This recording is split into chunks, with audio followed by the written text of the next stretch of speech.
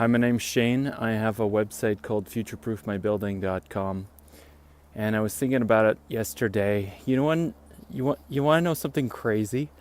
Is that human beings in the last 100 years we've been shown to kill off species at 1,000 times the natural rate. Like, we are literally damaging nature. All this beautiful stuff around me. I've got a river right next to me here. And we're wrecking it so that we can have this mindless abundance. And there's nothing wrong with abundance.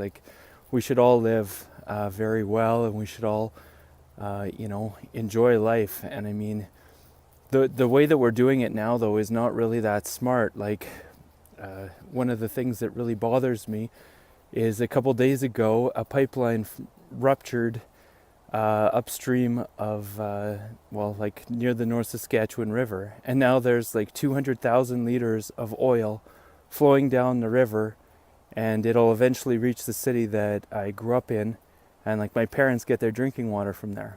People I know still get their drinking water from there, and yeah, there's some floating rubber buoys that are going to catch some of it, but the point is that we have these systems to provide our needs. And oil and gas, they provide our needs, but the thing is we're not building our society efficiently. We could do much better, and there are a lot of people right now who are trying to stop progress. For instance, I was talking yesterday to an NDP candidate here in the Yukon, and he was saying Brad Wall is coming on the 3rd.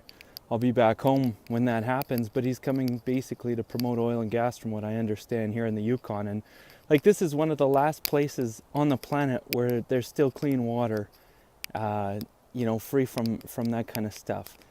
We've polluted a lot of water from mining and stuff, and I mean, people need resources, but we're not exactly consuming things in a wise way. We're filling landfills.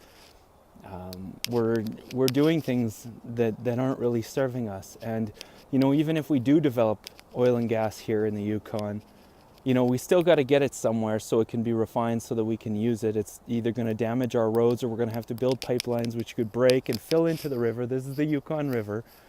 I mean, it's just too dangerous. And the real ridiculous part is that it's as if it was 1995, and here are these people promoting the typewriter, which is oil and gas, the fossil fuel industry, when literally the computer is on the upswing and it's just ready to take off. And I mean, renewable energy, green building, insulation products, smart grids, electric vehicles, 3D printing, automation, AI. We're going to have all these things in the next 10 to 20 years.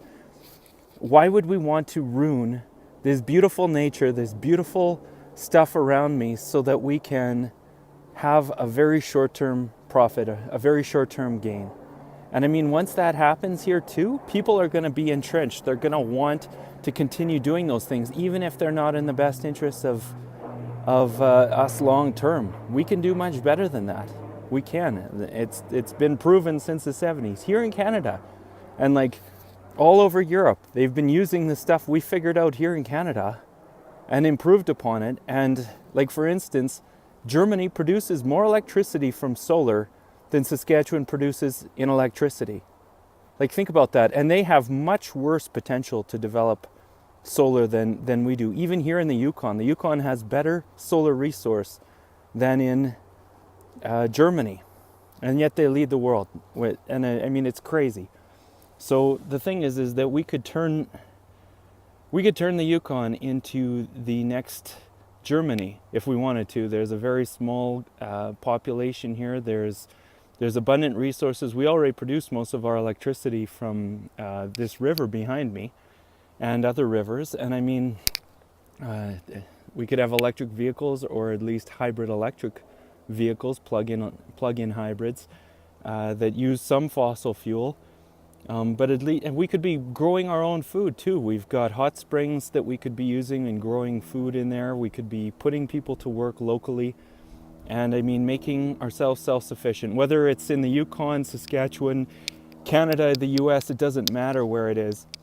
The thing is that these systems of control that we have, that they do meet our needs, but we can do better. And if we do we're better off, the planet's better off, future generations are better off, and we actually produce more jobs. I'm going to show here's another infographic which I've used on several different videos I've made. And if you wanted to see, here's how inefficient we are. The gray part, I believe it is, that's the untapped opportunity. That's what we could be doing, and that's jobs. If you're in construction, if you're in, it doesn't matter. If you're in manufacturing, you know, there's opportunity to do things better, and we could do things better. And that's what I aim to do. If you want to learn more, come to my website, futureproofmybuilding.com, and join my mailing list, and I'll send you some information that teaches you what you can do to reduce your dependence on the system and make yourself more self-sufficient and green and happy. Because that's the point, right? It's not to work. I wasn't born to work all the time, and neither were you. We're here to enjoy this beautiful planet, not to destroy it. So please share this. Have a wonderful day, and take care.